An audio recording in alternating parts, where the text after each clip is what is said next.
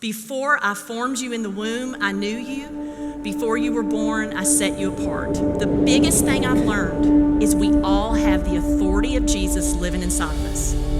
You see, victory is not random. It is the result of a life aligned, your thoughts and your words, with God's truth. I want my way to be prosperous. I want my life to be prosperous. God will take care of you no matter what. He will take care of you. He knows your need. He's going to bless you. If you walk in your obedience, He will bless you and He will give you everything that you need. We can do all things.